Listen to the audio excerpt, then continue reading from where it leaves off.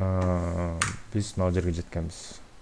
Негизги виджет түзөткөнбүз. Негизги виджет деген өзү эмне? Могу графикалык интерфейсте могу жерде ар кандай элементтер турат, могу элемент турат, бул элемент.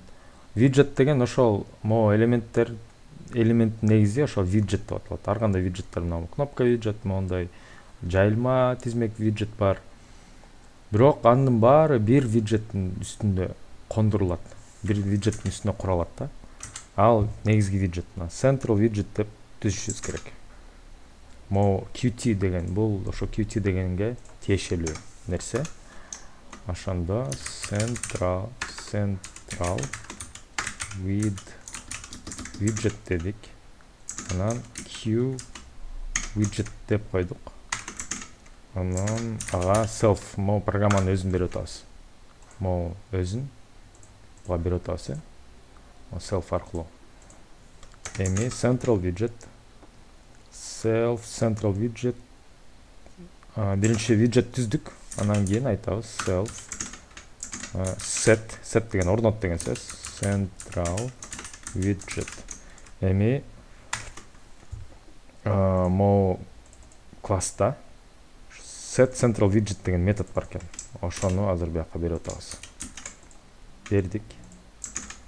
Анан муну иштетип көрөлү. Келиңиз, дагы бир жолу. Эч нерсе деле өзгөрбөйт, көрдүңүзбү? Ошол эле. Бул жөн эле виджет, ичинде виджет куралды. Виджет бар экени берилди, макул. Эми таблица түрүндө курак. Grid деген ошо таблица деген сөз да. Сетка деп да койсо болот. Ошо grid layout деген түзөбүз азыр.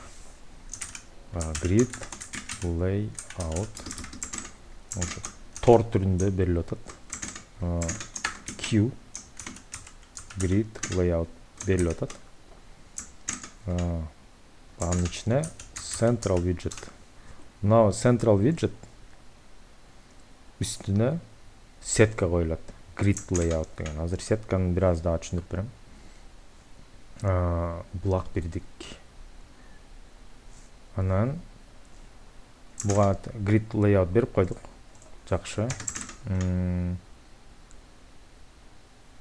Эми from label деген, ушундан деген. Мону азыр көрөлү. Өйдө өтөлү.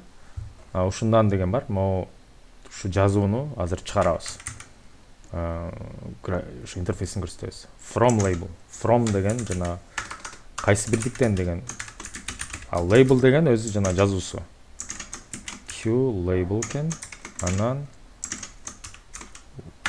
ушундан дедик. Кош чекип койдук. Анан ал central widgetке тиешелүү деп атабыз. Central widgetке тиешелүү дедик. Анан эми ошо grid layoutка widget кошобуз. Grid layout сеткага add widget деп атабыз. Анан ошо from label дедик. Анан 00 дедик. Бул эмнени билдирет? 00. Азыр биринчи муну жүргүзөлү. Мына ушундан деген пайда болду. Бул сетка деген мындай иштеп атат да. Муну азыр grid деген мындай массив катары элестетиңиз. Анан мында ар бир массивде бир элементтер бар дейли, мындай элемент бар. Анан мындай эки-экиден элестетели. Бул жерде так ушундай болот ситуация. Могу 0-чү тизмек. Нөлүнчүсү мына болсун деп атабыз. Нөлүнчүсү. Азыр могу жерде могу сетка болуп турат, могу терезе сетка болуп турат. Сол жак бир колонка, анан оң жакта бир колонка. Могу 1 деген колонка, 2 деген оң жактагы колонка деп элебиз. Сол жагын толтурдук, эми оң жагына ушунун тушуна, могунун тушуна биринчи сапка, ошондо башкача айтканда 0-чү сап, могу 0 да. Ушу 0-чү сапка оң жагына коебуз. Бул 0-чү элемент биякта турсун деп атат. Могу ушундан деген. Эми кийинкисине өтөлү. Кечиресиз, мына бул жерде жайылма тизмекти жасайбыз.